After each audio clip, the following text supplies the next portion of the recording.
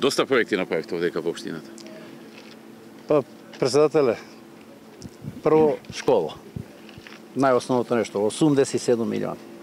Па детска градинка, 11 милиони. Па од ваша страна беше направена спортска сала со 400 седишта.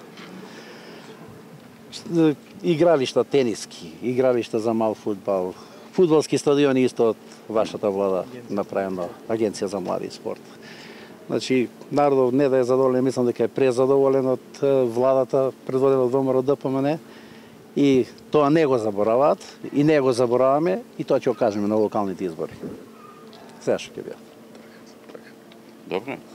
Имате и проекти во тек што се веројатно поише. Да, значи сега ќе веќе градиме во Сушица една улица, во Горно Коњари започнато е канализациона мрежа, втора фаза, значи целото населено место ќе добие канализациона мрежа. Во Средно Коњари започнуваме со соблекувална, во Долно Коњари соблекувална, во Ржаничино дел од селото со канализациона мрежа, почнуваме исто за 2-3 дена. Катланово мини спортска сала. Започнуваме да правиме, значи ова сега што го набра, значи нешто е започнато, нешто почна за во рок од 5 дена, за една недела. Значи сите села се офатени со градежни активности.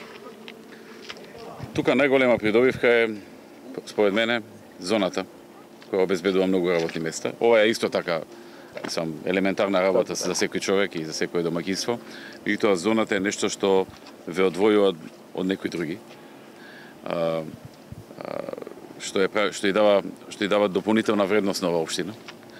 И заради можноста за вработување, но и заради доаѓањето на инвеститори кои што па со тек на време ќе допринесуваат и во касата на општината, со тие пари дополнително ќе се инвестира. Знам таму сите локации или повеќето беа продадени, па го проширувавте после. Значи 77 локации се во зоната, сите 77 се продадени. Благодарение на вас, председателе, ја прошируваме зоната уште за 30 хектари. Планот ни е веќе во завршна фаза, проектот, значи тоа значи уште 30 нови инвеститори.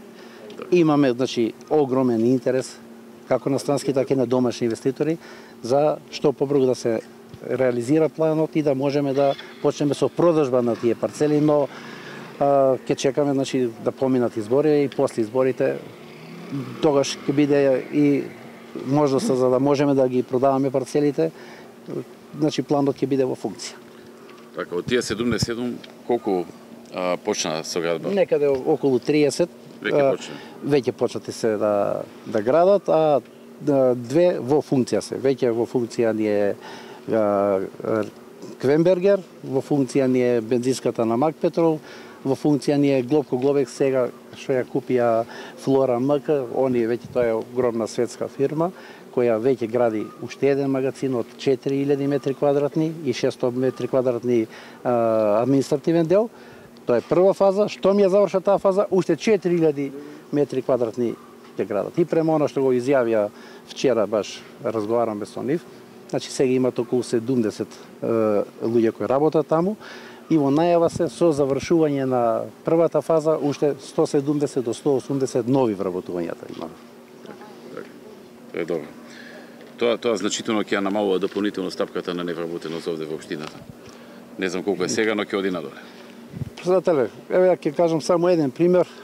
Имаме фирма Кобра, која функционира во Пентија, а сега на лице место овдека гради во општина, во зоната во Чојлија, ми побара 20 луѓе, значи да работат на производство на лим. Од 20 луѓе ја најдов само 4. И тоа платата од 28 до 30.000. Значи солидна плата. Значи веќе имаме недостаток на луѓе кои што треба да работат.